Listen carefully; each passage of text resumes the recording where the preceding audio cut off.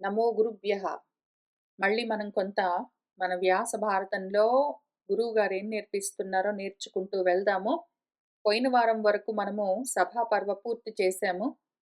ఇవాల్టి నుంచి అరణ్య పర్వ మొదలుపెట్టుకోబోతూ ఉన్నాము.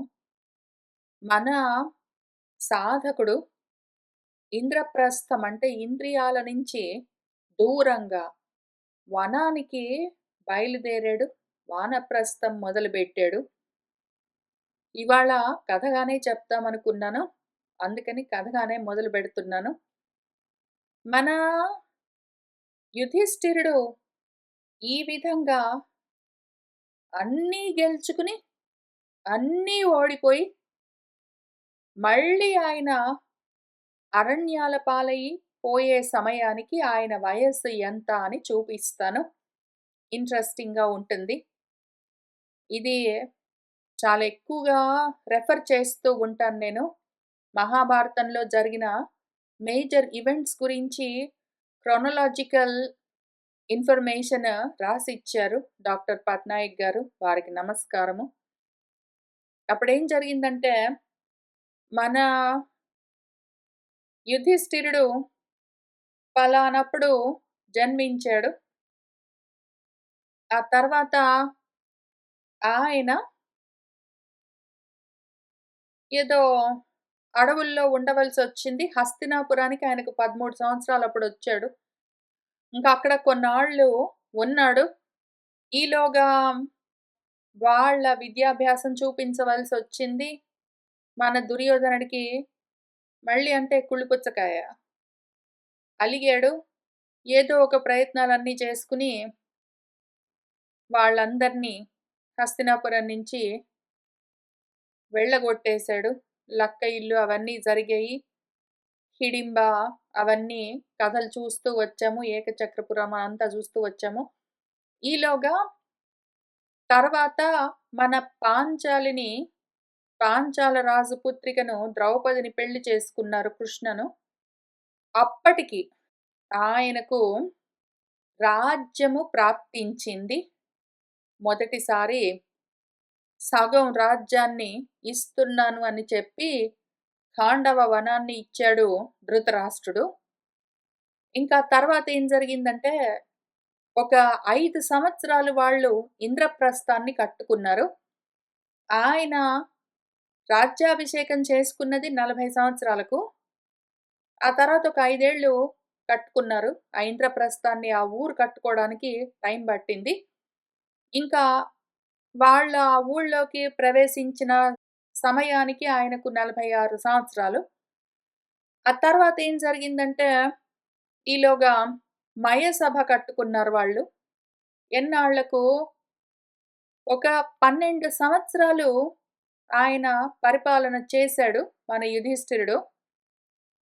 12 సంవత్సరాల పరిపాలన అయిన తర్వాత ఖాండవ వన దాహం ఒకటి జరిగింది. ఆయనకు అప్పటికి 58 సంవత్సరాలు. ఎందుకంటే 46 ఏళ్లకైన ఇంద్రప్రస్థంలోకి ప్రవేశించాడు పూర్తిగా కట్టుకున్నాక. అక్కడి నుంచి ఒక 12 సంవత్సరాలు, మొత్తం కలిపి ఒక 58 ఏళ్ళు. అప్పటికి ఖాండవ వనము దహించడం అవన్నీ జరిగాయి. దాంతో మయసభ నిర్మాణం మొదలైంది. మయసభ పూర్తయి వాళ్ళు మయసభలోకి ప్రవేశించేసరికి యుధిష్ఠిరుడికి 60 సంవత్సరాలు. ఆ తర్వాత ఏం జరిగిందంటే, ఈ 60 ఏళ్ల నుంచి ఒక 16 సంవత్సరాలు ఆయన మళ్ళీ అక్కడ రాజ్యపాలన చేశారు. ఎవరైనా లెక్కబెట్టుకుంటున్న వాళ్ళకి తెలుస్తూ ఉంటుంది ఈ పాటికి. మొత్తం కలిపి ఆయన ఒక 36 సంవత్సరాలు ఇప్పటికే రాజ్యపాలన చేశాడు. ఎప్పటినుంచి? ఆయనకు సగం అర్ధరాజ్యం ఇచ్చింది 40 ఏళ్లకు. 40 ఏళ్ల నుంచి ఆయనకు 76 సంవత్సరాల వరకంటే ఒక 36 సంవత్సరాలు ఆయన రాజ్యపాలన చేశాడు.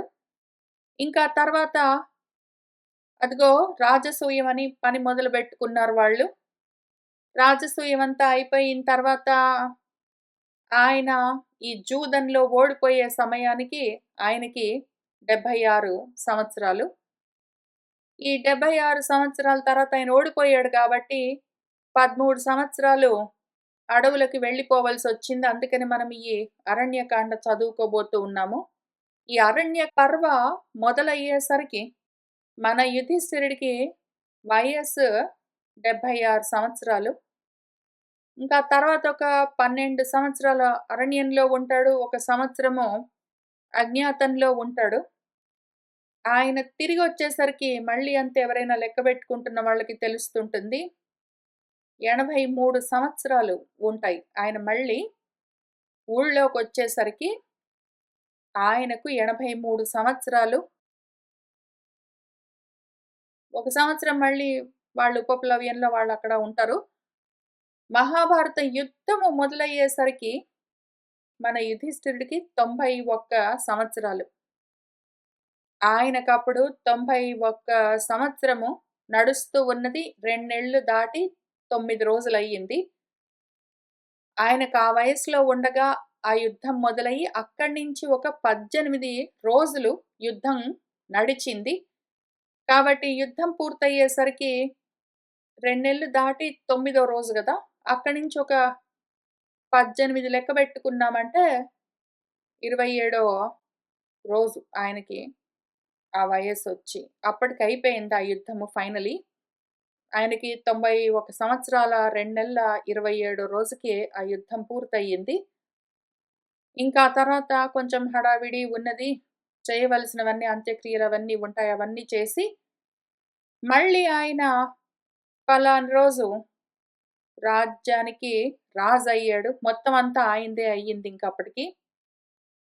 ఆయనకి 91 సంవత్సరాలుండగా ఆయన మళ్ళీ రాజయ్యాడు. అక్కడి నుంచి ఒక 36 సంవత్సరాలు పాలన జేశాడు. ఇంతకు ముందు ఒక 36 సంవత్సరాలు పాలించాడు. ఇప్పుడొక 36 సంవత్సరాలు పాలించాడు. మొత్తం కలిపి 72 సంవత్సరాలు ఆయన రాజ్య పాలన చేస్తాడు. ఆయన ఇంతకీ మహాప్రస్థానం అంటే ఇంద్రప్రస్థం నుంచి, వానప్రస్థం నుంచి మహాప్రస్థానికి బయలుదేరేసరికి ఆయన వయస్సు 128 సంవత్సరాలు. అది విషయము. కాబట్టి ఆయన ఇప్పుడు ఈ అరణ్య పర్వ మొదలవ్వబోతూ ఉండగా, అరణ్యంలోకి వనవాసానికి వెళ్ళిపోతూ ఉన్నప్పుడు ఆయన వయస్సు ఆయనకి అప్పటికి 76 సంవత్సరాలు. ఇంకా ఆయన తమ్ముళ్ళతో, ఆయన భార్యతో, కొందరు ఆయన ఆప్తులతో అరణ్యంలోకి ప్రవేశిస్తూ ఉన్నారు. అది చూస్తూ వెళ్దాము. ముందు కథగా చూద్దాము. అవసరమైన చోట ఆగి ఆత్మవిచారణ చేస్తూ వెళ్దాము. జనమేజయులు వారు మనకు కథ చెప్తూ ఉన్నారు. ఏవం ద్యూతజితాః పార్థాః కోపితాః చ దురాత్మభిః దార్తరాష్ట్రైః సహ అమాత్యైః నికృత్యాః ద్విజసత్తమా కథం చ ఐశ్వర్యవిభ్రష్టాః సహసా దుఃఖమేయుషః వనే విజహ్రిరే పార్థాః శక్రప్రతిమ తేజసః.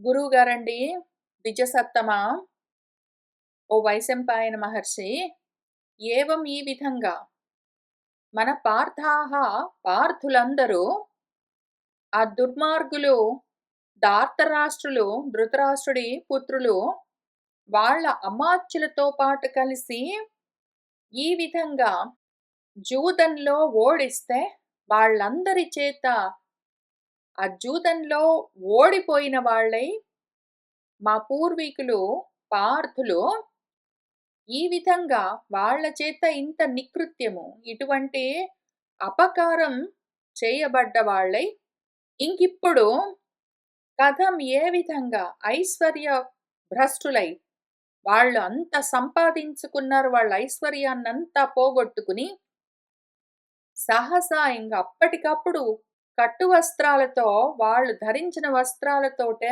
దుఃఖాన్ని పొంది ఆ పార్థులందరూ ఒక్కొక్కళ్ళు శక్రప్రతిమ తేజసః, ఇంద్రుడి వంటి తేజస్సు కలిగిన వాళ్ళు ఆ అడవిలో ఎట్లా చరించారండి, ఎట్లా అడవికి వెళ్ళిపోయారు. కేచ ఏనాన్ అన్వవర్తంత ప్రాప్తాన్ వ్యసనం ఉత్తమం కిమాహారాః కిమాచారాః క్వచ వాసః మహాత్మనాం. ఈ మహాత్ములు ఆ విధంగా అడవుల్లోకి వెళ్ళిపోతూ ఉంటే వనవాసానికి, ఇటువంటి ఉత్తమమైన వ్యసనం ఇంక దీన్ని మించిన కష్టమేమున్నది? ఆ విధంగా వాళ్ళు వెళ్ళిపోతూ ఉండగా, ఏనాన్ వీళ్ళను కే అన్వవర్తంత ఎవరు అనుసరించి వెళ్ళారండి?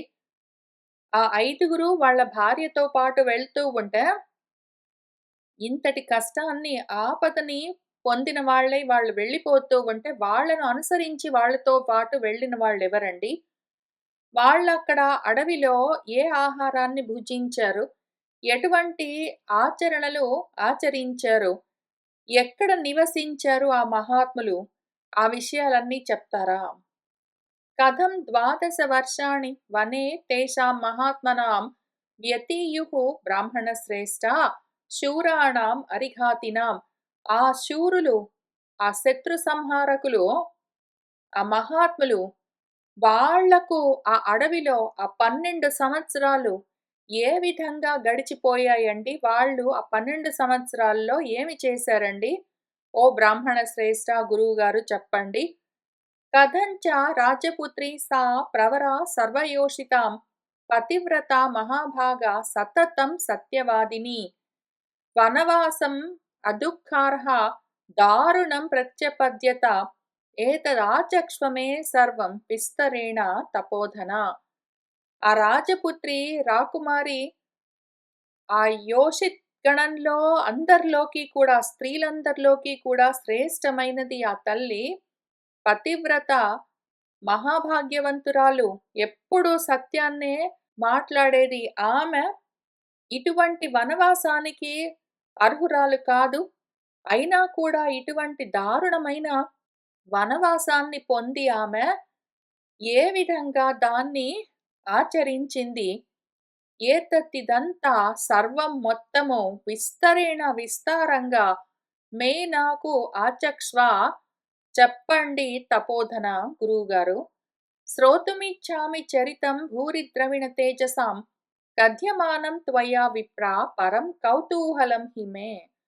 ఓ విప్ర గురువుగారు, భూరి ద్రవిణ తేజసాం గొప్ప ద్రవ్యము, ధనం సంపాదించుకున్నారు, గొప్ప తేజోమూర్తులై ఉన్నారు. వాళ్ళ యొక్క ఈ చరిత్రను శ్రోతుమిచ్చామి వినాలని కోరుకుంటున్నానండి. కథ్యమానం త్వయా మీరు చెప్తూ ఉండగా మీ మాటల్లో ఆ మహాత్ముల గురించి తెలుసుకోవాలని కోరుకుంటున్నాను. నాకు ఇది పరమ కుతూహలం అయి ఉన్నది. ఎంతో కోరికతో ఉన్నానండి, చెప్తారా? అని అడిగితే మన వైశంపాయనుల వారు జనమేజయుడికి ఈ విధంగా చెప్తూ ఉన్నారు. ఏవం ద్యుతజితాః పార్థాః కోపితాః చ దురాత్మభిః ధార్తరాష్ట్రైః సహ అమాత్యైః నిర్యయుః గజసాహ్వయాత్. ఏవం ఈ విధంగా ఆ దుర్మార్గులు, ధృతరాష్ట్ర పుత్రులు వాళ్ళ మంత్రులతో సహా కలిసి ఈ విధంగా జూదంలో ఓడింపబడ్డ వాళ్ళై పార్థులందరూ కోపించి అలిగినా కూడా చేయగలిగిందేమీ లేక గజసాహ్వయాత్, గజసాహ్వయము హస్తినాపురం నుంచి నిర్యయుహు బయలుదేరారు. వర్ధమానపురద్వారేణ అభినిష్క్రమ్యతే తదా ఉధన్ముఖాః శస్త్రభృతః ప్రయయుః సహ కృష్ణయా. ఇంకప్పుడు తదా అప్పుడు వాళ్ళందరూ వర్ధమానమన్న ఒక పురం ద్వారా ఆ హస్తినాపురంలో నుంచి అభినిష్క్రమ్య బయటికొచ్చారు. అందరూ శస్త్రభృతః, శస్త్రాలు వారి వారి ఆయుధాలను ధరించి ఉన్నారు. కృష్ణయ్య సహా, కృష్ణతో పాటు ఉదన్ముఖాః ఉత్తర దిక్కుగా ప్రయయుః ప్రయాణమయ్యారు. ఇంద్రసేనాదయః చ ఏనాన్ భృత్యాః పరిచతుర్దశ రథైః అనుయయుః శీఘ్రైః స్త్రియః ఆదాయ సర్వశః. ఇంద్రసేనుడు మొదలైన భృత్యులందరూ ఒక 14 మంది ఏనాన్ వీళ్లను రథైః అనుయయుః రథాలపైన అనుసరించి వెళ్తూ ఉన్నారు. శీఘ్రంగా వెళ్ళగలిగిన రథాలవి. వారి వారి స్త్రీలను కూడా తీసుకుని అందరూ పాండవులను అనుసరిస్తూ ఉన్నారు. వ్రజతః తాన్ విదిత్వా తు పౌరాః శోకాభిపీడితాః గర్హయంతః అసకృత్ భీష్మ విదుర ద్రోణ గౌతమాన్ ఊచుః విగతసంత్రాసాః సమాగమ్య పరస్పరం నైదమస్తి కులం సర్వం న వయం న చ నవు గృహాః యత్ర దుర్యోధనః పాపః సౌబలేయేన పాలితః కర్ణ దుశ్శాసనాభ్యాం చ రాజ్యమేతచ్చికీర్షతి.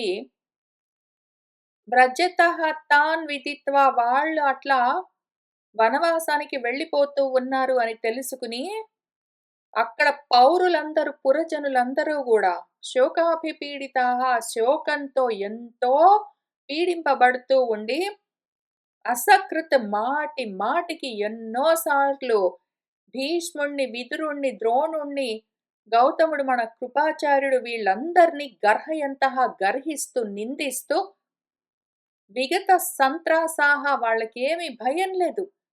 ఇంతటి అన్యాయం చేసినందుకు వీళ్ళు పెద్దవాళ్ళు కదా పోనీ అనుకోకుండా వాళ్ళు భయం లేకుండా నిర్భయంగా వీళ్ళందరినీ కూడా నిందిస్తూ ఉన్నారు.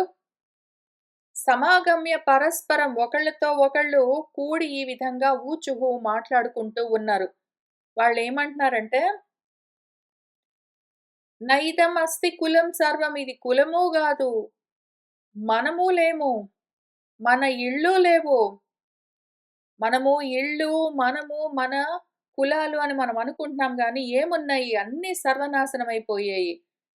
ఎక్కడైతే దుర్యోధనుడు ఆ పాపాత్ముడు, సౌబలుడు శకునితో పాటు కలిసి పాలిస్తూ ఉన్నదో ఈ రాజ్యమున్నదో, ఎక్కడైతే కర్ణుడు, దుశ్శాసనుడు వీళ్ళందరూ కలిసి రాజ్యాన్ని కోరుకున్నారో, అటువంటి రాజ్యంలో మనకిళ్ళేమి, మనమేమి, మన కులమేమి, న ఉచ్చేత్ కులం న చ ఆచారః న ధర్మః అర్థః కుతః సుఖం యత్ర పాపసహాయః అయం పాపః రాజ్యం బుభూషతే. మన కులము లేదు, మన ఆచారము లేదు, మన ధర్మము లేదు, మన అర్థము లేదు, ఇంక సుఖం ఎక్కడిది? ఏమున్నాయి? అన్నీ పోయాయి. పాపిష్టి వాళ్ళ సహాయంతో ఆ పాపాత్ముడు రాజ్యాన్ని బుభూష అంటే భవితుమిచ్చ కావాలని కోరుకున్నాడు. రాజ్యం కావాలని కోరుకుని పాపాత్ముల సహాయం తీసుకుని ఈ పాపాత్ముడు రాజ్యాన్ని పాలిస్తూ ఉండగా అటువంటి రాజ్యంలో ఉన్న మనకు ఇంకా కులము, సదాచారము, ధర్మము, అర్థము ఇవన్నీ ఎక్కడుంటాయి? ఏమీ ఉండవు. ధర్మార్థాలే లేకపోతే సుఖమేముంటుంది? మిగిలిపోయిందంతా కామమే. రాజ్యం గురించి కామంతో ఉండి ఈ కామాత్ముడు అర్ధపరుడై రాజ్యాన్ని కోరుకున్నాక ఇంకా ఆచారాలెక్కడుంటాయి? కులధర్మాలెక్కడుంటాయి? అన్నీ నశించిపోతాయి. ఇంకేమీ లేవు. దుర్యోధనః గురుద్వేషి త్యక్తా ఆచార సుహృజ్జనః అర్ధలుబ్ధః అభిమానీ చ నీచః ప్రకృతి నిర్గుణః. దుర్యోధనుడు పెద్దలను ద్వేషిస్తాడు. పెద్దల మాట వినడు. ఆచారాలను వదిలిపెట్టేశాడు. సదాచారాలు వదిలిపెట్టేశాడు. సుహృజ్జనులను వదిలిపెట్టేశాడు. అర్ధలుబ్ధుడు. అర్థం కావాలి, ధనం కావాలి అన్న లోభితనంతో ఉన్నాడు. అభిమానాలతో ఉంటాడు. దేహాజ్యాభిమానాలతో ఉంటాడు. నేను, నా రాజ్యము, నా ఐశ్వర్యము, నా సైన్యము, నా బలము, నా ధనము అని వాటి గురించిన అభిమానంతో ఉంటాడు. నీచుడు. ప్రకృతి నిర్ఘృణ. నిర్ఘృణ అంటే దయలేనివాడు. ఆయన ప్రకృతి సహజంగానే, స్వాభావికంగానే ఆయన స్వభావం అటువంటిది. దయ లేకుండా ఉంటుంది. నయ్యమస్తి మహీకృత్స్నా యత్ర దుర్యోధనః నృపః సాధు గచ్చామహే సర్వే యత్ర గచ్చంతి పాండవాః. అందుకని ఈ దుర్యోధనుడు రాజుగా ఎక్కడున్నాడో ఇంకా అటువంటి భూమి కూడా లేదు. మనకక్కర్లేదు. అందుకని సర్వే మనమందరము యత్ర పాండవాః గచ్చంతి పాండవులు ఎక్కడికెళ్తున్నారో అక్కడికే సాధు గచ్చామహే మనం కూడా చక్కగా వెళ్ళిపోదాము. ఈ మాటలన్నీ వింటూ ఉంటే మీకు మళ్ళీ రామాయణం గుర్తుకొచ్చే ఉంటుంది. రామచంద్రమూర్తి వెళ్ళిపోతూ ఉంటే, ఆయన వెంట పౌరజనులు కూడా ఇట్లానే ఆయన్ని అనుసరిస్తూ ఎంతో దూరము వెళ్ళి, ఆయనతో వచ్చేస్తామని అంటూ ఉన్న మాటలుగానే కనిపిస్తూ ఉన్నాయి. అక్కడెట్లా జరిగిందో ఇక్కడ అట్లానే జరుగుతూ ఉన్నది. సానుక్రోశాః మహాత్మానః విజితేంద్రియశత్రవః శ్రీమంతః కీర్తిమంతః చ ధర్మాచారపరాయణాః. వీళ్ళు మన పాండవులు అనుక్రోశ దయతో కూడి ఉన్నవాళ్ళు, దయ కలిగిన వాళ్ళు, మహాత్ములు, ఇంద్రియాలను శత్రువులను జయించిన వాళ్ళు, శ్రీమంతః అధర్మం ఆచరిస్తామేమో అని భయపడుతూ, బిడియపడుతూ, సిగ్గుపడుతూ ఉండేవాళ్ళు, కీర్తిమంతః గొప్ప కీర్తి యశస్సు కలిగిన వాళ్ళు, ధర్మాచార పరాయణులై ఉన్నారు అని వాళ్ళందరూ మన పాండవుల వెంట వస్తూ ఉన్నారు. ఏవముక్త్వా అనుజగ్ముహుత్తాన్ పాండవాన్ తే సమేత్య చ ఊచుః ప్రాంజలయః సర్వే తాన్ కుంతీ మాద్రీ నందనాన్. ఏవం ఈ విధంగా ఉక్త్వా అంటూ వాళ్ళందరూ కూడా సమేత్య కలిసి తాన్ పాండవాన్ తే అనుజగ్ముహు, ఆ పాండవులను వీళ్ళందరూ కూడా అనుసరించి వెంటే వెళ్తూ ఉన్నారు. పైగా సర్వే వాళ్ళందరూ కూడా ప్రాంజలయ చేతులు జోడించి తాన్ కుంతి మాతృ నందనాన్, కుంతి సుతులను మాతృ పుత్రులను చూస్తూ వాళ్లతో ఈ విధంగా ఊచుహు అంటూ ఉన్నారు. క్వ గమిష్యథ భద్రం వహ త్యక్త్వా అస్మాన్ దుఃఖభాగినః వయమపి అనుయాస్యామః యత్ర యూయం గమిష్యథా. క్వ గమిష్యథ ఎక్కడికి వెళ్తున్నారు? భద్రం వహ మీకు భద్రమవుగాక. మీరందరూ దుఃఖభాగినః దుఃఖానికి భాగస్వాములైన మీ కష్టం మా కష్టం గాదా? మీ కష్టంలో పాలు పంచుకునే మమ్మల్ని అస్మాన్ త్యక్త్వా వదిలిపెట్టి ఎక్కడికి వెళ్ళిపోతున్నారో, వయమపి మేము కూడా అనుయాస్యామః మిమ్మల్ని అనుసరించి వచ్చేస్తాము. యత్ర యూయం గమిష్యథ మీరెక్కడికి వెళ్తున్నారో మేము అక్కడికే వస్తాము. మీ కష్టంలో మేము కూడా పాలు పంచుకుంటాము. అధర్మేణ జితాన్ శ్రుత్వా యుష్మాన్ త్యక్త ఘృణైః పరైః ఉద్విగ్నాః స్మ భృశన్ సర్వే న అస్మాన్ హాతుమిహార్హథ. వాళ్ళందరూ మీ శత్రువులు, ఘృణ లేని వాళ్ళు, దయలేని వాళ్ళు, త్యక్త ఘృణైః దయనొదిలిపెట్టి దయాహీనులై ఉన్న మీ శత్రువుల చేత మీరు ఈ విధంగా అధర్మంగా గెలవబడ్డారు. ఇదంతా తలుచుకుంటూ ఉంటే సర్వే మేమందరము భృశం ఉద్విగ్నాః స్మ, మాకు ఎంత ఉద్వేగం కలుగుతున్నదో. మేము ఈ అధర్మాన్ని చూసి సహించలేము. అందుకని మీతో వచ్చేస్తాము. ఈ విధంగా మీకోసము బాధపడుతూ ఉన్న అస్మాన్ మమ్మల్ని హాతుం నా అర్హత, ఇక్కడే వదిలిపెట్టి ఇహ వెళ్ళడము తగినది కాదు. మీరు మమ్మల్ని వదిలిపెట్టి వెళ్ళరాదు. మేము కూడా మీతో వెంటే వచ్చేస్తాము. ఎందుకు వస్తామంటూ ఉన్నామంటే చెప్తాం విను. భక్తానురక్తాః సుహృదః సదా ప్రియహితే రతాః కురాజాధిష్ఠితే రాజ్యే న వినశ్యేమ సర్వశః. మీ పట్ల భక్తి అనురక్తి కలిగి ఉన్నవాళ్లము, మీకు సుహృత్తులమై ఉన్నాము, సదా ఎల్లప్పుడూ మీకు ప్రియం కలగాలని మీ హితాన్ని కోరుకుంటూ ఉండేవాళ్లము. అటువంటి మేమిప్పుడు కురాజు, కుత్సితమైన రాజు అధిష్ఠించి ఉన్న ఈ రాజ్యంలో అన్ని విధాలుగా నశించిపోవడం మాకిష్టం లేదు. అందుకని ఇక్కడ ఉండము.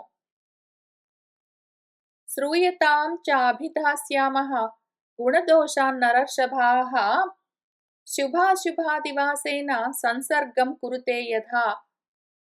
ఓ నరర్షభాః నరశ్రేష్ఠులారా, శ్రూయతాం వినండి, ఒక మాట చెప్తాము. అభిధాస్యామః మేము చెప్తూ ఉన్న మాటను మీరు వినండి, మేం చెప్తూ ఉన్న మాట వినబడుగాక. యథా ఏ విధంగానైతే శుభ, అశుభ అధివాసేన శుభమో, అశుభమో కలిగి ఉన్న వాళ్ళతో సంసర్గము తగులుకుని ఉంటే, మంచి వాళ్ళతో, మంచి గుణాలు కలిగిన వాళ్ళతో తగులుకుని ఉంటే, మనకు ఎటువంటి గతి పడుతుంది?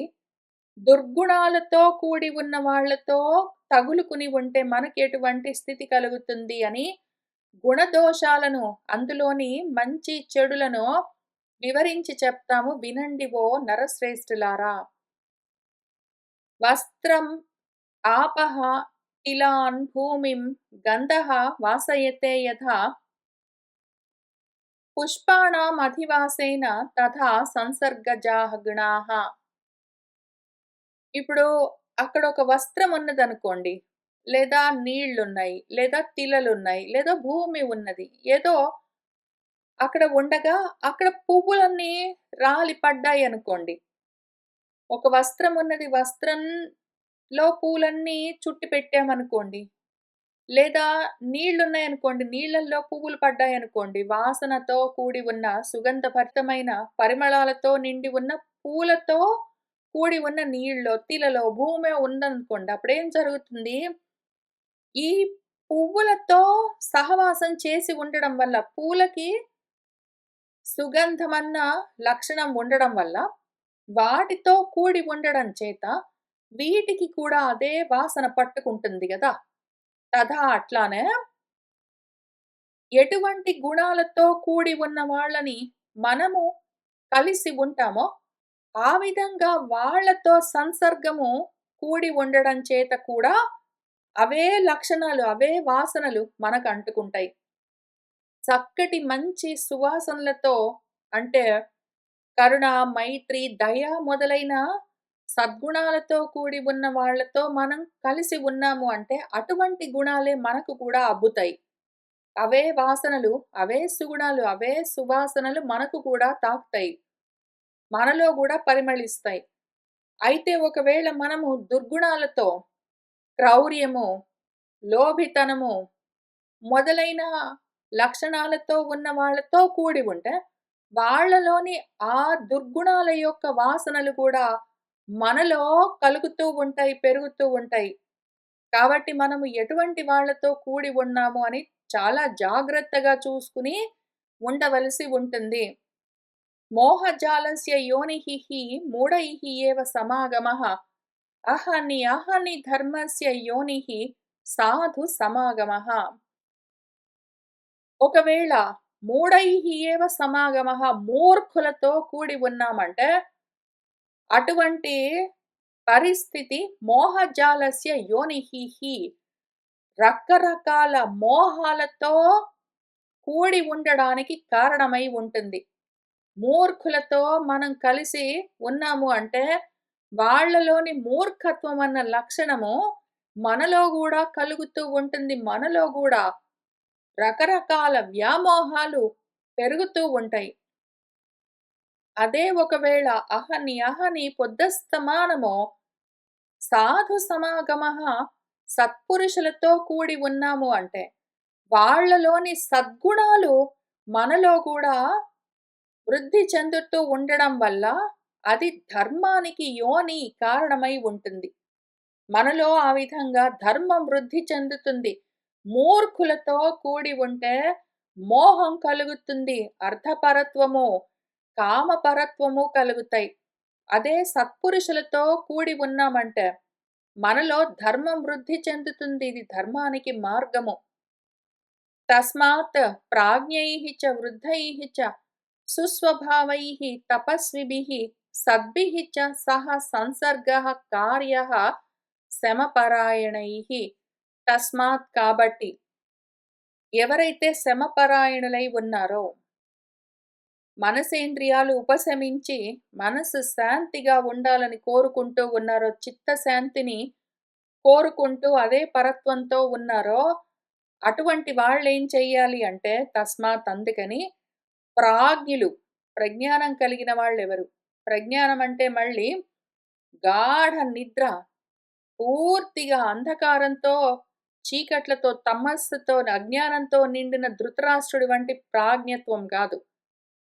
నిజంగా ప్రజ్ఞానం బ్రహ్మ అని ఏది చెప్పారో దాన్ని చేరుకునే మార్గంలో ఉన్నవాళ్ళెవరున్నారో ప్రాజ్ఞులు, పరబ్రహ్మం గురించిన విచారణ చేస్తూ ఉన్నవాళ్ళెవరున్నారో, వృద్ధులు జ్ఞానపరంగా వృద్ధి సాధించిన వాళ్ళెవరున్నారో, చక్కటి స్వభావంతో ఎవరున్నారో, తపస్సుతో మనసేంద్రియ నిగ్రహంతో ఎవరున్నారో, సన్మార్గంలో ఎవరున్నారో, అటువంటి వాళ్ళు ఎక్కడున్నారని మరీ వెతికి వెతికి వెళ్ళి వాళ్ళతో సంసర్గము, వాళ్ళతో సహవాసము చెయ్యడము కార్యః మనకు కర్తవ్యము.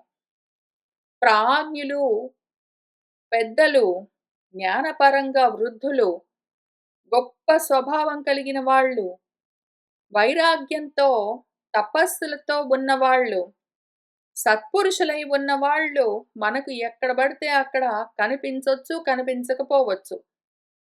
మనకు కనిపించినా లేకపోయినా వాళ్ళు మన కోసం రావచ్చు, రాకపోవచ్చు.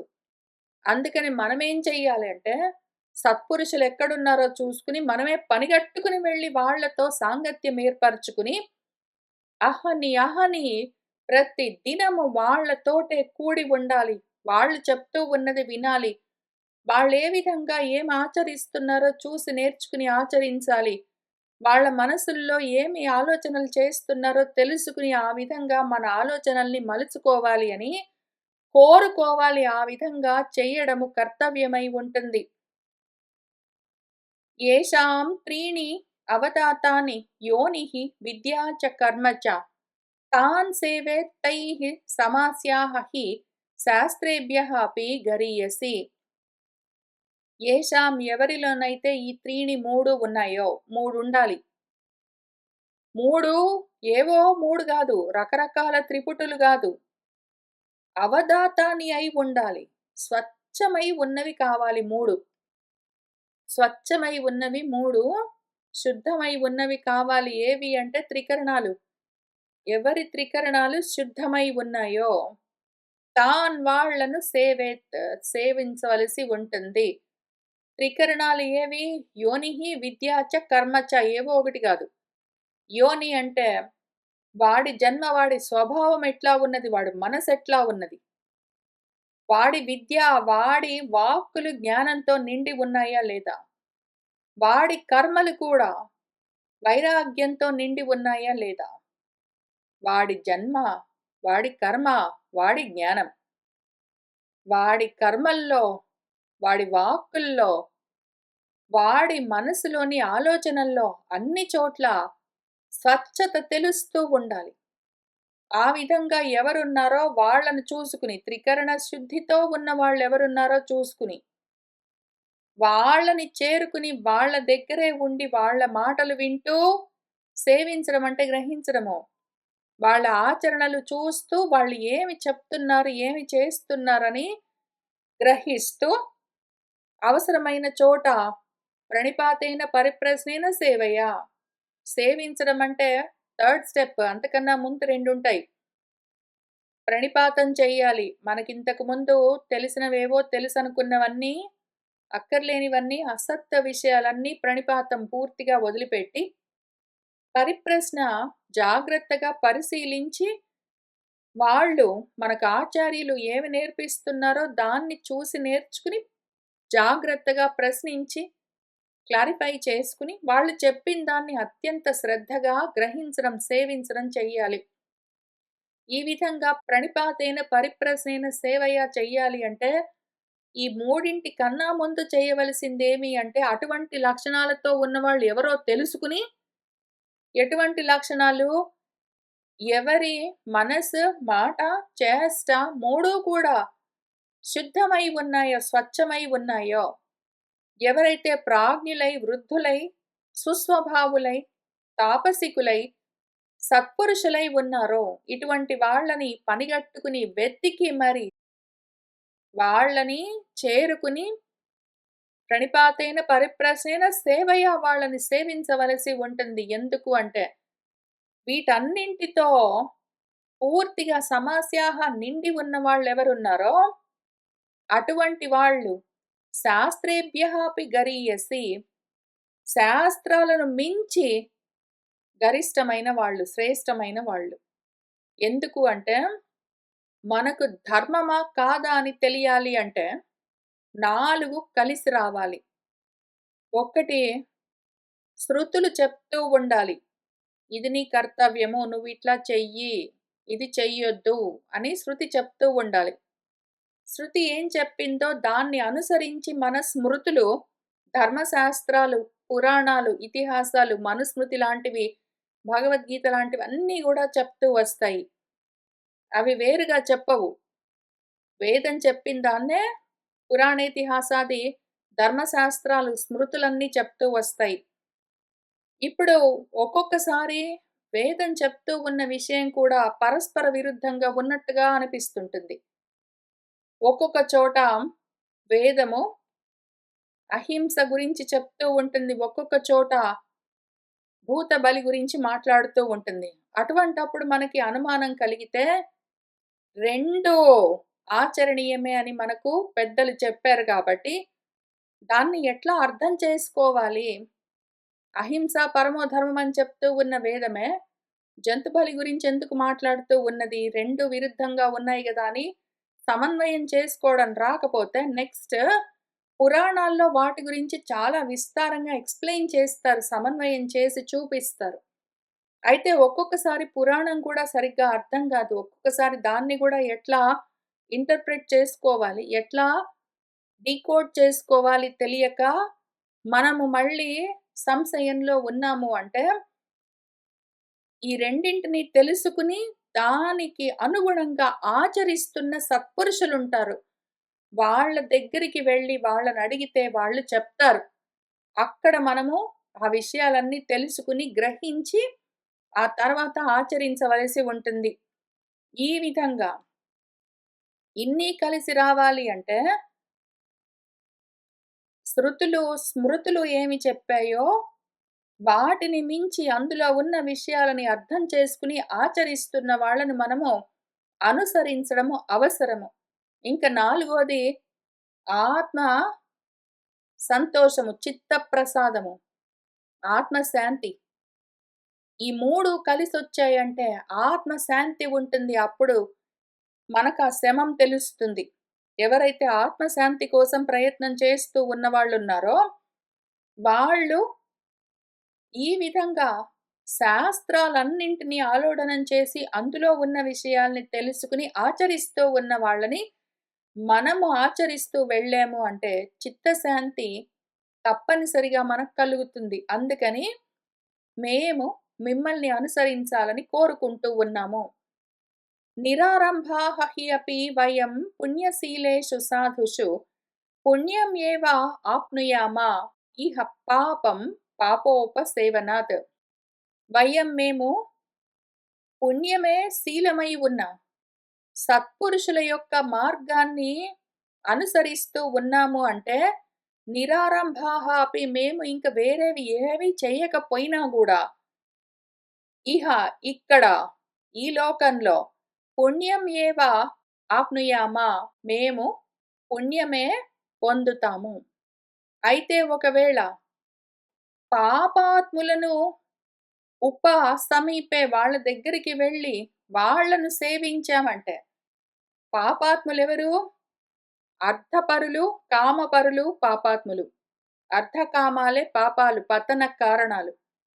ఎవరైతే ఐహికమైన లాభాల కోసము లోభితనాలతో ఉండి అర్థపరత్వంతో ఇంకా గావాలి, ఎక్కువ గావాలి, అంతా కావాలి, నాకే కావాలని ఉంటారో, అటువంటి వాళ్ళ దగ్గరికి వెళ్లి వాళ్ళు చెప్తున్నవి, చేస్తున్నవి చూస్తూ మేము వాటిని ఆచరించామంటే మేము కూడా అర్థపరులమైపోతాం. అది మాకు పాపము. ఒకవేళ ఎవరైతే కామాత్ములున్నారో, కోరికలతో ఉన్నవాళ్ళున్నారో, వాళ్ళు చెప్తున్న మాటలు విని, వాళ్ళు చేస్తున్నవి చూసి మేము చేశామంటే, మేము కూడా కామాత్ములమైపోతాము. అటువంటి పాపాత్ములను, అర్థపరులను, కామాత్ములను సేవిస్తే మేము కూడా అటువంటి పాపాన్నే తెచ్చుకుంటాము.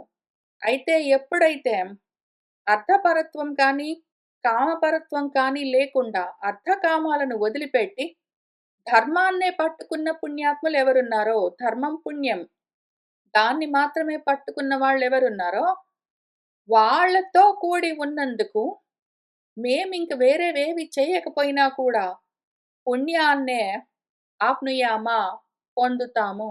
అందుకని మేము మీతో పాటే వస్తాము. అసతాం దర్శనాత్ స్పర్శాత్ సంజల్పన సహ ఆసనాత్ ధర్మాచారాః ప్రహీయంతే నచ సిద్ధ్యంతి మానవాః. అసత్ పురుషులుంటారు. అధర్మపరులు. అసత్తును మాత్రమే పట్టుకున్న వాళ్ళెవరున్నారో వాళ్ళను చూసినా సరే, వాళ్ళను స్పృశించినా సరే, వాళ్ళతో సంజల్పం మాట్లాడినా సరే, వాళ్ళతో సహ ఆసనాత్ కలిసి కూర్చున్నా సరే, మనలోని ధర్మాచారాలన్నీ కూడా ప్రహీయంతే హనమైపోతాయి, నశించిపోతాయి.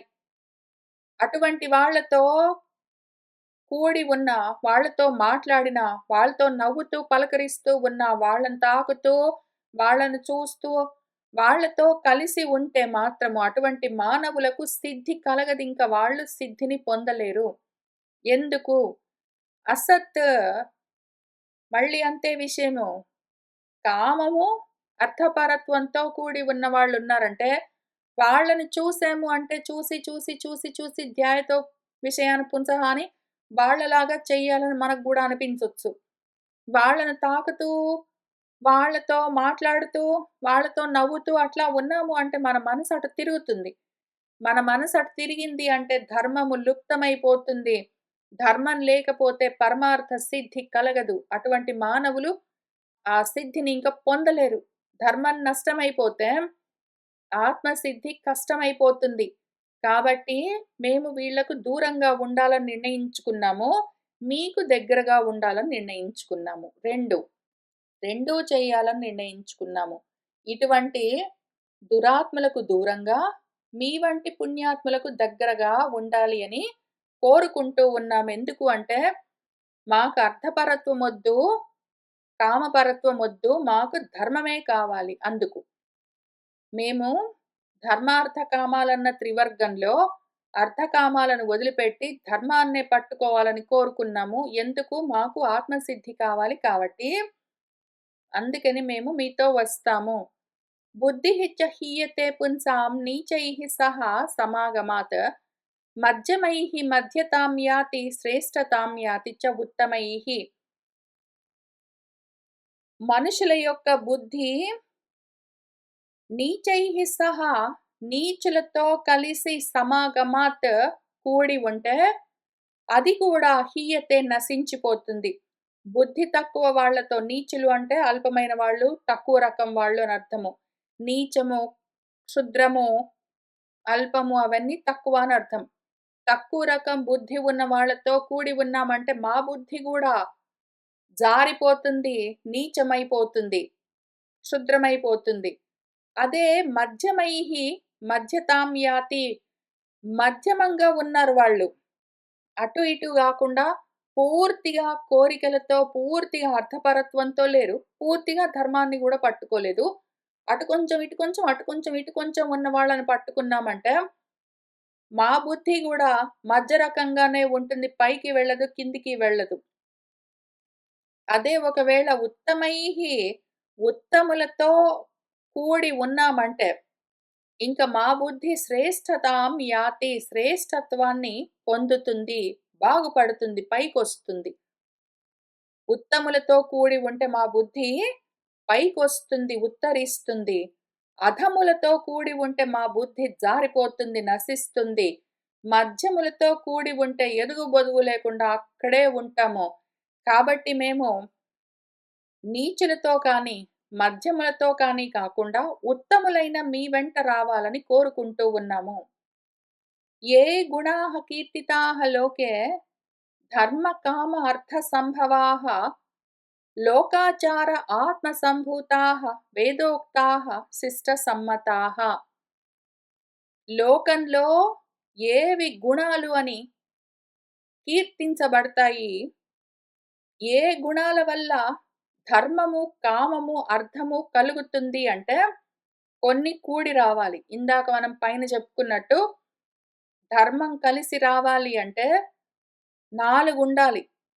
4 కూడి ఉన్నాయి అంటే అందులో ధర్మం ఉంటుంది అని ధర్మ లక్షణం తెలిసిన వాళ్ళు ధర్మ జిజ్ఞాసువులకు ఉపదేశం చేస్తారు మన శృతుల్లో, స్మృతుల్లో. ఏమి అంటే, ఒకటి వేదోక్తము. వేదం చెప్పి ఉండాలి. శృతిలో ఉండాలి. వేదం చెప్పినట్టు చెయ్యాలి మనము.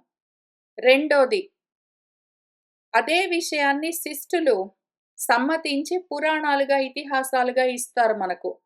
స్మృతులు రాసిస్తారు. ధర్మశాస్త్రాలు రాసిస్తారు. ఇంకా తర్వాత వీటిని చూసుకుని లోకాచారం ఉంటుంది. లోకంలో పెద్దలు ఈ శృతుల్లో, స్మృతుల్లో ఉన్నవేవో తెలుసుకుని, ఆ శాస్త్రాల్లోని విషయాలన్నింటినీ అర్థం చేసుకుని వాటిని ఆ విధంగా ఆచరిస్తూ, మనకు ఆచార్యులై మార్గం చూపిస్తూ ఉన్నవాళ్ళుంటారు. వాళ్ళని కూడా చూసుకుని, తర్వాత ఆత్మ సంభూతము, ఆత్మ కూడా, మనసు కూడా అంగీకరించాలి.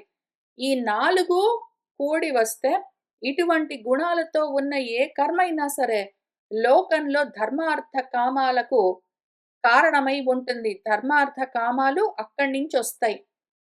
అయితే ఎప్పుడెప్పుడైతే చేస్తూ ఉన్న కర్మలో ధర్మం తగ్గిపోతూ ఉన్నది, అర్థకామాలు పెరుగుతూ ఉన్నాయి అంటే మాత్రము, అటువంటప్పుడు అర్థకామాల్ని వదిలిపెట్టి ధర్మాన్నే పట్టుకోవాలి అని మన రామచంద్రమూర్తి గూడా లక్ష్మణుడికి మన రామాయణంలో అయోధ్యాకాండ నుంచి అరణ్యకాండకి వెళ్తూ ఉన్న సమయంలో చెప్తారు. ఎప్పుడైతే ఈ 4 కూడి వస్తాయో, శృతులు, స్మృతులు, పెద్దల ఆచరణ, మన మనస్సు 4 కలిసి వచ్చాయి అంటే అందులో ధర్మం ఉంటుంది. ధర్మం ఉన్నది అంటే అర్థకామాలు ముందో వెనకాలో వచ్చి చేరతాయి. అయితే ధర్మాన్ని ఒక్కదాన్ని వదిలిపెట్టుకున్నామంటే అర్థకామాలు ఉన్నట్టుగా ఉన్నా గూడా ఇప్పటికీ తర్వాత లుప్తమైపోతాయి. ధర్మం ఉన్నదా లేదా అని చూడాలి అంటే ఈ 4 కూడి రావాలి. ఇవన్నీ కూడి ఉన్నదేదున్నదో అది గుణవంతమైన కర్మ అని లోకంలో కీర్తించబడుతుంది. అటువంటి గుణాలున్న వాళ్ళు లోకంలో ఎంతో ఖ్యాతి గడిస్తారు. తే యుష్మాసు సమస్తాః చ వ్యస్తాః చ ఏవ ఇహ సద్గుణాః ఇచ్ఛామః గుణవన్మధ్యే వస్తుం శ్రేయః అభికాంక్షిణః. అటువంటి తే సద్గుణాః, ఇటువంటి సద్గుణాలన్నీ కూడా యుష్మాసు మీయందు సమస్తాః చ వ్యస్తాః చ సమస్తంగా, వ్యస్తంగా అన్నీ కలిసి వేరువేరుగా చెప్పుకున్న సద్గుణాలన్నీ కూడా ఇహ మీలో ఉన్నాయి. అందుకని మీ వంటి గుణవంతుల మధ్యలో వస్తుం నివసించాలని ఇచ్ఛామహ కోరుకుంటూ ఉన్నాము. ఎందుకు? ఎందుకు అంటే శ్రేయః అభికాంక్షిణః, శ్రేయస్సును కోరుకుంటూ ఉన్న మేము మీ వంటి గుణవంతుల మధ్యలో నివసించాలని కోరుకుంటూ ఉన్నాము అని వాళ్ళు చెప్పారు. అప్పుడు మన ధర్మరాజు ఏమంటున్నాడంటే యుధిష్ఠిరుడు, ధన్యాః వయం యత్ అస్మాకం స్నేహకారుణ్యయంత్రితాః అసతోపి గుణాన్ ఆహుః బ్రాహ్మణ ప్రముఖాః ప్రజాః. ఓ బ్రాహ్మణ ప్రముఖమైన ప్రజలారా, మీరందరూ గూడా, బ్రాహ్మణ ప్రముఖులు అంటే బ్రాహ్మణుడు మొదలైన బ్రహ్మ మార్గంలో ఉన్నవాళ్ళు, క్షాత్ర మార్గంలో ఉన్నవాళ్ళు, వైశ్య మార్గంలో ఉన్నవాళ్ళు, శూద్ర మార్గంలో ఉన్నవాళ్ళు, మళ్ళీ ఇట్నుంచి చూస్తే బ్రహ్మ మార్గంలో ఉన్నారు, గృహస్థాశ్రమంలో ఉన్నవాళ్ళు, వానప్రస్థంలో ఉన్నవాళ్ళు, సన్యాసంలో ఉన్నవాళ్ళు, 2 విధాలుగా కూడా వర్ణాల్లో, ఆశ్రమాల్లో రెండింట్లో బ్రాహ్మం ఉంటుంది. అక్కడి నుంచి మొదలుపెట్టి అన్ని వర్ణాల్లో, అన్ని ఆశ్రమాల్లో ఉన్న ఓ ప్రజలారా, మీరందరూ గూడా అసతోపి, అసత్తులో ఉన్న మాలో ఇటువంటి గుణాలన్నీ ఉన్నాయి అని ఆహుహు అంటూ ఉన్నారు. ఇదంతా గూడా అస్మాకం మా పైన స్నేహకారుణ్య యంత్రితాః, మా పైన మీ స్నేహము, మీ దయ, మా పైన మీ ప్రేమ, మీ దయ చూపిస్తూ, ఆ దయా స్నేహం కారణంగానే నియమించబడుతూ ఉన్న వాళ్ళై మాలో ఈ గుణాలన్నీ ఉన్నాయి అని చెప్తూ ఉన్నారు. మేము ఈ సమయంలో అటువంటి సద్గుణాలతో పూర్తిగా నిండిన వాళ్ళం కాదు. ఇంకా కాలేదు. అయినా గూడా మీరంతటి మాట అన్నారు గాబట్టి, వయం ధన్యాః మేము ధన్యులమయ్యాము. అందుకనే వెళ్తున్నాము ఈ అరణ్య పర్వలో అటువంటి ధనాన్ని మేము సాధించుకుంటాము. తదహం భ్రాతృసహితః సర్వాన్ విజ్ఞాపయామి వః నా అన్యథా తద్ధి కర్తవ్యం అస్మత్ స్నేహానుకంపయా. తత్ అహం నేను భ్రాతృసహితః సర్వాన్ భ్రాతృసహితః నా తమ్ముళ్ళందరితో పాటు కలిసి మీకు ఒక విజ్ఞాపన చేసుకుంటూ ఉన్నాను. సర్వాన్ మీ అందరికీ ఒక విజ్ఞాపన చేస్తున్నాను. ఒక కోరిక కోరుతున్నాను. మీరు నేను కోరుకున్న ఈ కోరికను మన్నించండి. తత్‌హి కర్తవ్యం ఆ విధంగా మీరు చెయ్యవలసి ఉన్నది నా అన్యథా వేరుగా కాదు. మీరు మా వెంట వస్తామంటున్నారు. చాలా సంతోషము.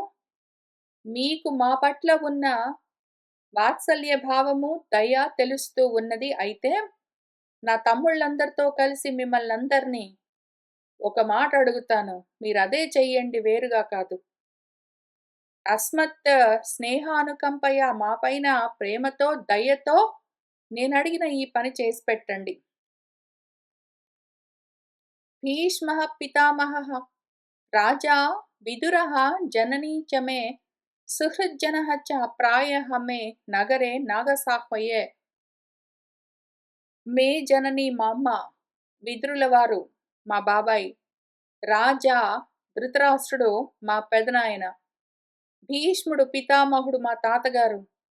అట్లానే మే సుహృజ్జనః ప్రాయః బహుశః నాకున్న మొత్తం నా సుహృజ్జనులందరూ గూడా ఇదిగో ఈ నగరే నాగసాహ్వయే ఇదే హస్తినాపురంలో ఉన్నారు. మా వాళ్ళందరూ ఇక్కడే ఉన్నారు.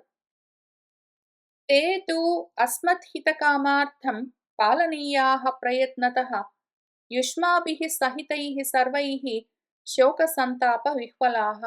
తే తు వాళ్ళందరూ ప్రయత్నపూర్వకంగా అస్మద్హితకామార్థం పాలనీయాః మా మంచి కోసము వాళ్ళను మీరు జాగ్రత్తగా చూసుకోవలసి ఉన్నది. వాళ్ళు ఆ విధంగా మీ చేత పాలింపబడవలసి ఉన్నది. యుష్మాభిః సహితైః సర్వైః మీరందరూ కలిసి శోక సంతాప విహ్వలాః శోకంతో సంతాపంతో విహ్వలులై ఉన్న మా వాళ్ళందరినీ మీరు దయతో ప్రేమతో చూసుకోవలసి ఉన్నది ప్రయత్నపూర్వకంగా. నివర్తత ఆగతాః దూరం సమాగమన శాపితాః స్వజనే న్యాసభూతే మే కార్యా స్నేహాన్వితా మతిః. నివర్తత వెనక్కి తిరగండి. మీరు వెనక్కి వెళ్ళండి ఊళ్ళోకి. దూరం ఆగతాః ఇంత దూరం వచ్చారు మాతో పాటు.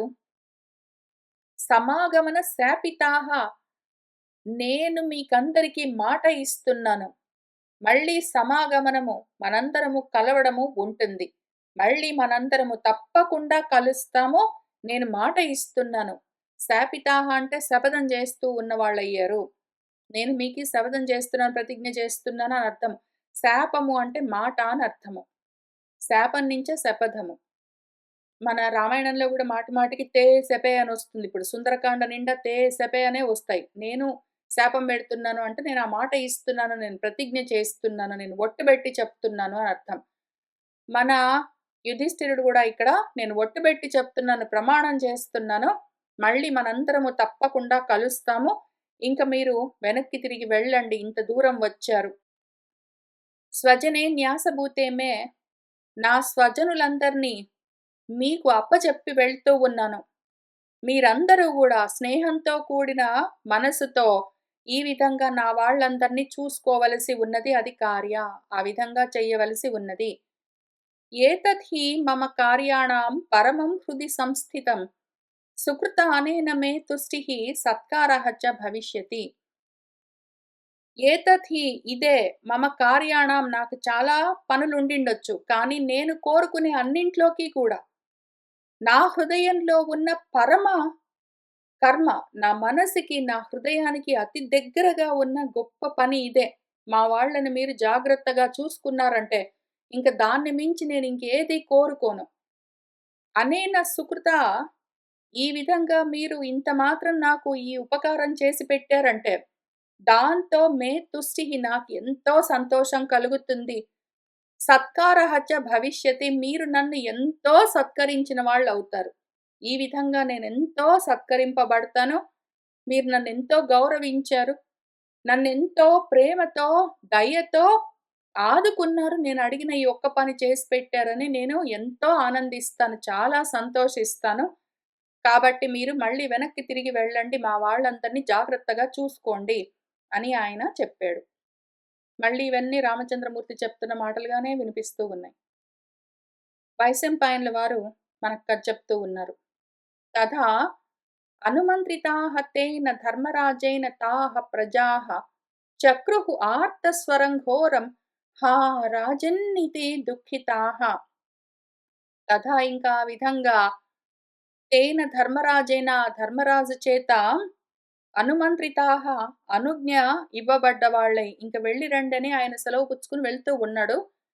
దాంతో తాహ ప్రజాః ఆ ప్రజలందరూ గూడా ఆ రాజా అని పెద్దగా ఘోరంగా అరుస్తూ ఎంతో దుఃఖిస్తూ ఉన్నారు. ఆర్తనాదాలు చేస్తూ ఉన్నారు. గుణాన్ పార్థస్య సంస్మృత్య దుఃఖార్తాః పరమ ఆతురాః అకామాః సన్యవర్తంత సమాగమ్య అథ పాండవాన్. ఇంకా మన వాళ్ళు పాపము చాలా దూరం వచ్చారు. అన్ని వర్ణాల వాళ్ళు, అన్ని ఆశ్రమాల వాళ్ళు కూడా మన ధర్మరాజాదుల వెంట వచ్చారు. ఇంకా అయితే ఆయన వెనక్కి తిరిగి వెళ్ళమనే చెప్తూ ఉన్నాడు. దాంతో పార్థస్య గుణాన్ సంస్మృత్య పార్థుడు మన ధర్మరాజు యొక్క గుణాలనే జ్ఞాపకం చేసుకుంటూ దుఃఖంతో ఆర్తి చెందిన వాళ్ళై, పరమ ఆతురతతో ఉన్నవాళ్ళై, అకామాహ వాళ్ళకి వెళ్ళడం ఇష్టం లేకపోయినా కూడా ఇంక వేరే దారి లేక పాండవాన్ సమాగమ్య పాండవులను కలిసి ఇంక వెళ్ళి వస్తామని చెప్పి వాళ్ళందరూ ఇంకప్పుడు సన్యవర్తంతా వెనక్కు తిరిగారు.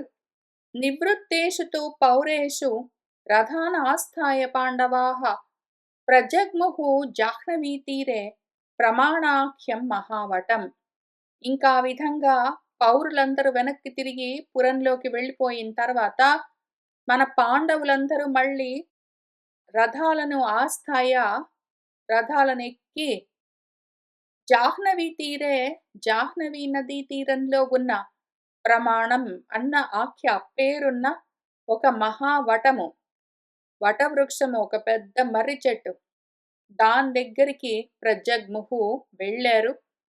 తం తే దివసశేషేణ వటం గత్వా తు పాండవాః ఊషుః తాం రజనీం వీరాః సంస్పృశ్య సలిలం శుచి. ఇంకా తే పాండవాః పాండవులందరూ దివసశేషేణ ఇంకా ఆ రోజు ముగుస్తూ ఉండగా సాయంకాలం అవుతూ ఉండగా ఆ వటం గత్వా ఆ వటవృక్షం దగ్గరికి వెళ్ళి తాం రజనీం ఆ రాత్రికి ఆ వీరులందరూ శుచి అయిన జాహ్నవి నదిలోని నీటిని స్పృశించి వాళ్ళక్కడ సంధ్యావందనాలన్నీ పూర్తి చేసుకుని రాత్రికి అక్కడే ఊషుహు నివాసం ఏర్పరచుకున్నారు. ఉదకేనైవ తాం రాత్రిం ఊషుః తే దుఃఖకర్షితాః అనుజగ్ముః చ తత్ర ఏతాన్ స్నేహాత్ కేచిద్ ద్విజాదయః. ఇంకా తాం రాత్రిం ఆ రాత్రికి వాళ్ళు ఆ విధంగా దుఃఖంతోటే ఉన్నారు. ఉదకంతోటే నీరు తాగి ఆ నది నీళ్లు తాగారు. రాత్రికి అక్కడే నివసిస్తూ ఉన్నారు. వాళ్ళను అనుసరించి వచ్చిన వాళ్ళలో కొంతమంది ద్విజాతులున్నారు, పండితులున్నారు. వాళ్ళలో సాగ్నేహ అనగ్నేహ చయేవ సశిష్యగణ బాంధవాః సహ తైః పరివృతః రాజా శిశుభే బ్రహ్మవాదిభిః. ఆయనతో వచ్చిన ద్విజాతుల్లో కొంతమంది అగ్ని కార్యాలు చేస్తూ ఉన్న వాళ్ళున్నారు.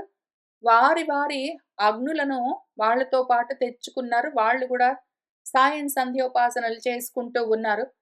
కొంతమంది అనగ్నులున్నారు, సన్యాసులున్నారు. వాళ్ళందరూ గూడా శిష్యులతో, ఆ శిష్యగణంతో, బంధువులతో, బంధువర్గంతో కూడి వచ్చారు.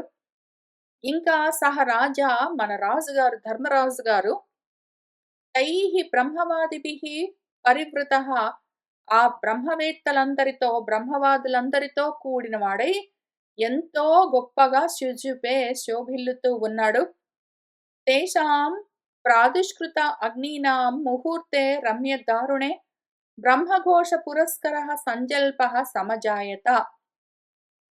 ఇంక సాయం సంధ్యా వేళ చీకట్లు ముసురుకుంటూ ఉండగా అటువంటి రమ్యమైన, దారుణమైన ఒకవైపు రమ్యంగా ఉన్నది, ఇంకా కొంత ప్రకాశం ఉన్నది. రకరకాల రంగుల్లో కనిపిస్తూ ఉన్నది. ఒకవైపు దారుణంగా ఉన్నది, చీకట్లు అలుముకుంటూ ఉన్నది. అటువంటి ఆ ముహూర్తంలో తేషాం వాళ్ళ యొక్క అగ్నులు ప్రాదుష్కృత ప్రాదుర్భవించాయి. అక్కడందరూ దీపాలవన్నీ వెలిగించారు. ఇంకా బ్రహ్మఘోష పురస్కారః బ్రహ్మఘోష వేద మంత్రాలన్నీ వినిపిస్తూ ఉన్నాయి. వేద ఘోషలన్నీ సద్దుమణుగుతూ ఉండగా ఇంక అందరూ అక్కడ మాట్లాడుకుంటూ ఉన్నారు. ఆ సంజల్పం అక్కడ కలుగుతూ ఉన్నది. వాళ్ళు ముందు సంధ్యావందనాలు చేసుకున్నారు. మంత్రోక్తంగా పూజలన్నీ పూర్తి చేసుకున్నారు. ధ్యానాలు, జపాలన్నీ పూర్తి చేసుకున్నారు. వేద మంత్రాలన్నీ చదువుకున్నారు. ఇంక తర్వాత వాళ్ళలో వాళ్ళు మాట్లాడుకుంటూ ఉన్నారు. రాజానం తు కురు శ్రేష్టం తే హంస మధురస్వరాః ఆశ్వాసయంత విప్రాగ్ర్యాః క్షపాం సర్వాం వ్యనోదయన. ఇంకా వాళ్ళందరూ హంస మధుర స్వరాః హంసల వంటి స్వచ్ఛమైన మధురమైన స్వరాలతో ఆ కురుశ్రేష్ఠుడు మన ధర్మరాజు ఆయనతో మాట్లాడుతూ ఆ విప్ర అగ్ర్యాః విప్రశ్రేష్ఠులందరూ ఆయనను ఆశ్వాసయంతః ఆయనను ఊరడిస్తూ ఉన్నారు. ఆయనకు ఊరట కలిగిస్తూ ఉన్నారు.